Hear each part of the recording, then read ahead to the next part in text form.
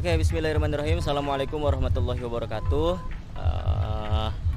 Alhamdulillah kita dapat bertemu kembali dalam mata pelajaran fisika. Dan alhamdulillah juga kita bisa bertemu dengan status kalian sudah menjadi kelas 11 ya.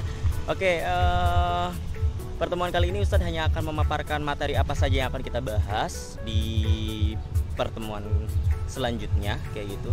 Di pertemuan-pertemuan selanjutnya apa saja yang akan kita bahas, materi apa saja yang akan kita pelajari dengan baik. Seperti biasa, Ustadz minta maaf ya karena ini lagi ada di luar tapi harus bikin video, jadi Ustadz buatnya seadanya dan lagi emang posisinya kebetulan lagi holiday. Oke, lanjut aja, nanti ada video selanjutnya yang akan menerangkan tentang apa saja yang akan dibahas pada pertemuan selanjutnya di fisika semester 1. Oke. Akan mengetahui materi-materi apa saja yang akan kita bahas atau akan kita pelajari di pertemuan selanjutnya atau di semester ini, di semester pertama kalian kelas 11 ya. Congratulations, kalian udah kelas 11 sekarang ya. Tentunya bukan Ustadz lagi wali kelasnya. Nah, kali ini di kelas 11 akan banyak materinya, akan sangat banyak babnya. Sebetulnya ada 12 bab dalam 1 tahun atau dalam kalian menjalankan kelas 11 ini.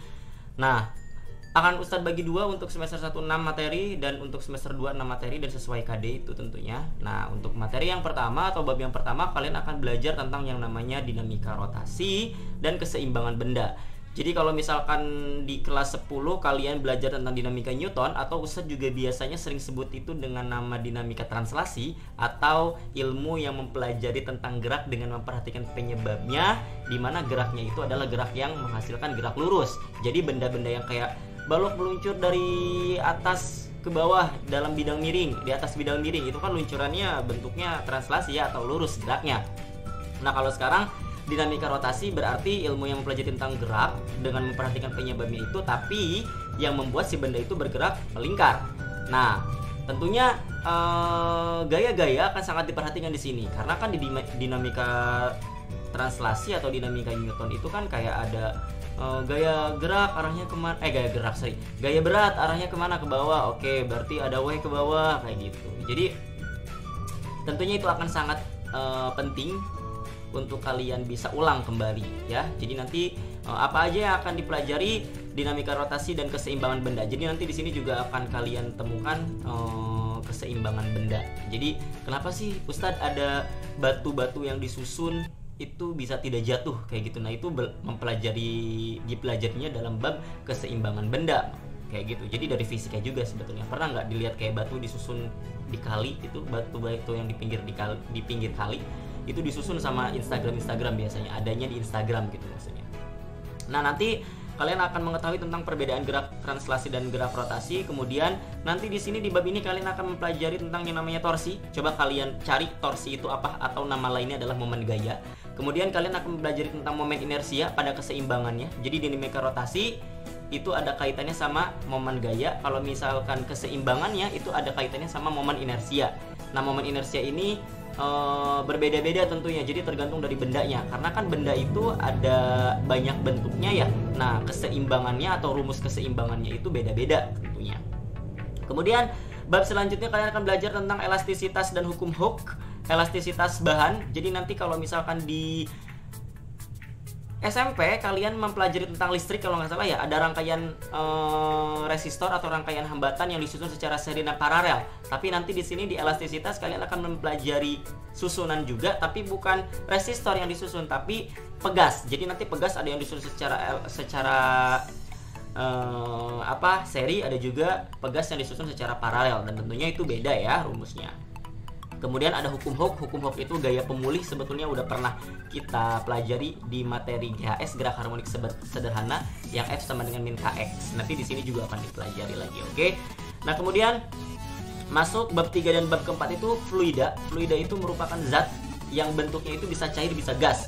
Tapi kebanyakan yang akan kita bahas itu yang cair ya. Yang gasnya itu mungkin ada di fluida selanjutnya. Kalau yang di bab 3 ini fluida, tapi fluidanya fluida statis. Contohnya apa? Contohnya itu kayak air pada bak mandi. Kalau itu kan artinya sedikit ya, kayak kita ngitung debit. Kalau SMP kalian pernah belajar itu pasti tahu debit pada air. Kemudian pokoknya kalau dinamika statis itu adalah air yang dia itu tidak mengalir atau diam.